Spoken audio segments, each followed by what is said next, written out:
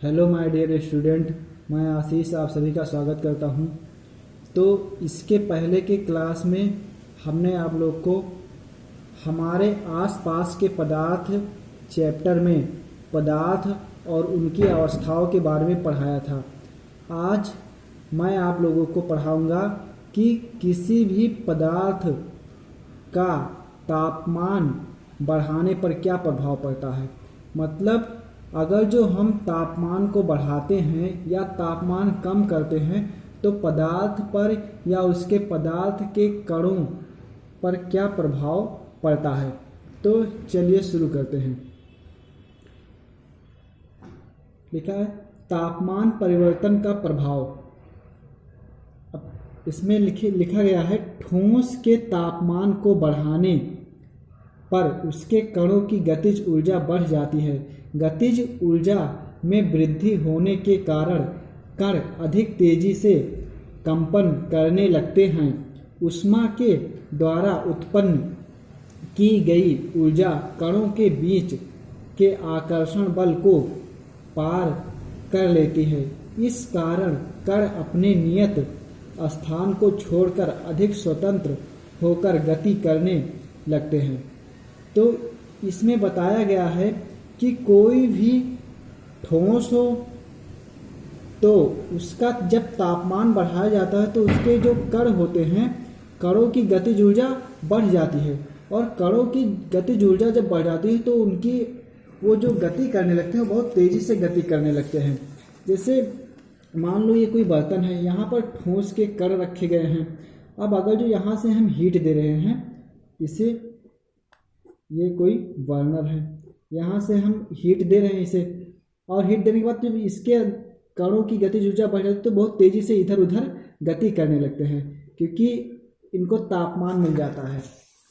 और ये गति इतनी तेज़ी से करते हैं कि ये जो पदार्थ रहता है, यहाँ जो ऐसे कण रहते हैं, कणों के बीच जो आकर्षण बल होता है, इन आकर्षण बल को ये पार कर जाते हैं और ये इधर इधर गति करने लगते हैं और थोड़ी देर बाद ये पिघल जाते हैं। जैसे इसमें एक एग्जाम्पल है, अभी हम बताएंगे कि मान लो इसमें अब बर्फ़, ये कोई बर्तन है और इसमें बर्फ़ के टुकड़े रखे हैं। अब हम अगर जो गर्म करते हैं तो जैसे ही ये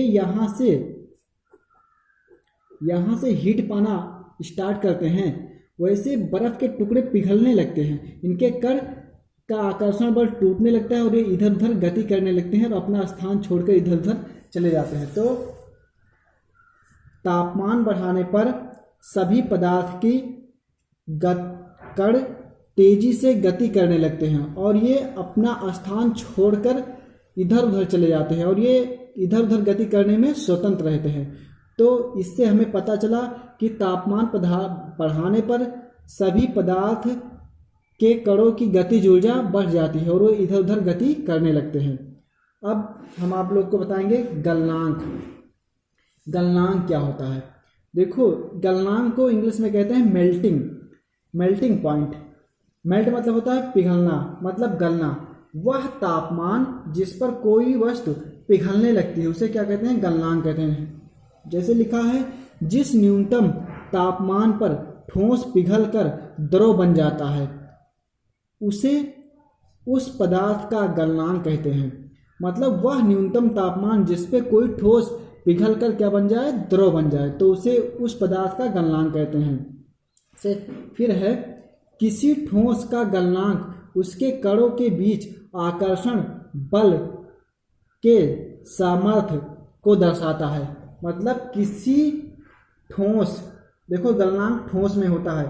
ठोस वह न्यूनतम तापमान जिस पर कोई ठोस पिघलने लगता है या गलने लगता है, द्रव बनने लगता है, तो उसे गलनांक कहते हैं। और जो गलनांक होता है ये ठोस के बीच, जैसे मान लो कोई ठोस है ये, तो इसके कणों के बीच कितना सामर्थ्य, कितने अधिक बल से ये जुड़े रहते हैं। जितना अधिक बल इन दोनों कणों के बीच में लगेगा उतना ज़्यादा ये लोग टेम्परेचर लेंगे, ज़्यादा टेम्परेचर हमें गलाने के लिए प्रयोग करना पड़ेगा, तो इसका गलनांक उतना ही ज़्यादा होगा। इसीलिए यहाँ पर लिखा गया है कि किसी ठोस का गलनांक उसके कणों के बीच आकर्षण बल के सामर्थ्य को दर्शाता है। सामर्थ्य मतलब कितना ज़्यादा आकर्षण बल है।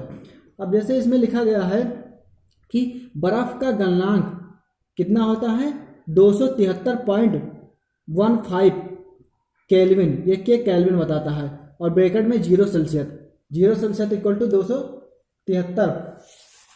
देखो 0 सेल्सियस को 0, ये सेल्सियस सेंटीग्रेड का ताप होता है, जैसे सेल्सियस को पहले सेंटीग्रेड कहा जाता है, और 0 सेल्सियस इक्वल टू होता है 273.15 केल्विन, लेकिन ये 15 नहीं जोड़ा जाता है, ये होता है 273 केल्विन 0 सेल्सियस। तो मतलब 273 केल्विन टेम्परेचर पर जो ठोस बर्फ होता है वो पिघलने लगता है। जैसे यहाँ पर दिखाया गया है, ये आप लोग अपने कॉपी में बना लेना 9th क्लास वाले, और इनके बुक में बना भी है, आप लोग देखना है। देखो हम समझा रहे हैं इसमें क्या क्या है। ये एक स्टैंड है, लोहे का स्टैंड, ठीक, और ये एक जहाँ पर रखा जाता है, जहाँ पर किसी चीज़ का जैसे मेज है या डस्ट है, कोई चीज़ रखने वाला। और ये क्या है, ये जहाँ जिस पर हम लोग क्रियाकलाप करते हैं वो बर्तन है। और ये जो नीचे लगा हुआ है बर्नर है। बर्नर मतलब ये गैस होता है, इसमें गैस होती है, ये जलता है, तो इसे हम लोग बर्नर कहते हैं। जैसे जो स्टोव से खाना बनाते हैं वो जो जलने वाला ऊपर निकलता है उसे हम लोग बर्नर कहते हैं, तो ये क्या है, बर्नर है। उसके बाद फिर ये इसमें एक बीकर रखा, बीकर कांच का बना होता है, जिससे हम लोग क्या करते हैं, बीकर जैसे कप होता है ऐसे बना होता है, बस कप में पकड़ने वाला लगा रहता है, बीकर में पकड़ने वाला नहीं लगा रहता है, ये कांच का बना होता है। अब बीकर में छोटे छोटे टुकड़े रखे हुए हैं, ये बर्फ के टुकड़े हैं, और इसमें एक थर्मामीटर लगा दिया गया है। थर्मामीटर को एक पेंच से कस दिया गया है। अब इसमें टेम्परेचर देखेंगे कि कितना टेम्परेचर यहाँ से दिया जाता है तो ये गलने लगता है। कांच की रॉड, इसमें कांच की रॉड डाल दें ताकि इसको घुमाया जा सके, मतलब इसको घुमा दें, कांच की रॉड से घुमा दिया जाए ये बर्फ़ का टुकड़ा। तो जब बर्नर को हम खोलते हैं और जब यहाँ से उष्मा जलना स्टार्ट होती है, तो पहले तो ये जो जार रखा रहता है इसको गर्म करती है। इसको गर्म करने के बाद उष्मा बीकर पर जाती है। बीकर कांच का होता है, कांच पर हम डायरेक्ट हीट नहीं देते हैं, उसे इस पर रखकर गर्म करते हैं। उसके बाद ये बर्फ़ पिघलने लगता है। जब बर्फ़ पिघलने लगता है तो हमें यहाँ टेम्परेचर, थर्मामीटर से टेम्परेचर देखते हैं कितना होता है, तो जैसे 0 सेल्सियस होता है जैसे बर्फ़ पिघलने लगता है, तो हमें इससे पता चल जाता है कि बर्फ़ का गलनांक कितना होता है, 0 सेल्सियस होता है। जब ये गलने लगता है ठोस बर्फ़ तो उसका गलनांक हो जाता है। ये चित्र आपको समझ में आ गया होगा। इसमें एक पेंच है जो इस थर्मामीटर को कसा गया है। थर्मामीटर में ये अंक हैं भी 0 सेल्सियस, 5 सेल्सियस, 10 सेल्सियस, 15 सेल्सियस। लोहे का स्टैंड है। ये बर्नर है, बर्नर उष्मा देता है। ये बीकर है, बीकर कांच का बना होता है, कप जैसा। इसमें हम लोग कोई प्रयोग करते हैं। ये कांच की छड़ लगाई गई ताकि इसको हिलाया जा सके इधर उधर, और ये थर्मामीटर लगाया गया है ताकि हम लोग टेम्परेचर को पढ़ सके कि कितना टेम्परेचर पर इसमें परिवर्तन आता है। तो आज के लिए इतना ही, आप लोगों को समझ में आ गया होगा। ओके, एक क्वेश्चन है आपके लोगों के बुक में होगा, इस पर आप लोग विचार करना, फिर हम कल आप लोग को इसका उत्तर बताएंगे। यहाँ लिखा है किसी ठोस के गलने की प्रक्रिया में तापमान समान रहता है, ऐसे में ऊष्मीय ऊर्जा कहाँ जाती है। इसका आप लोग इस प्रश्न पर विचार करना और कल हम इसका उत्तर आप लोग को बताएंगे।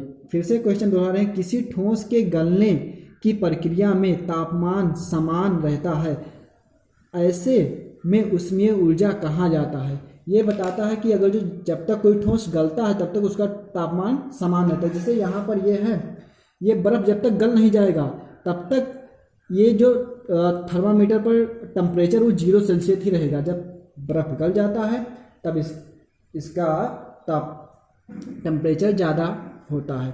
चलो ओके।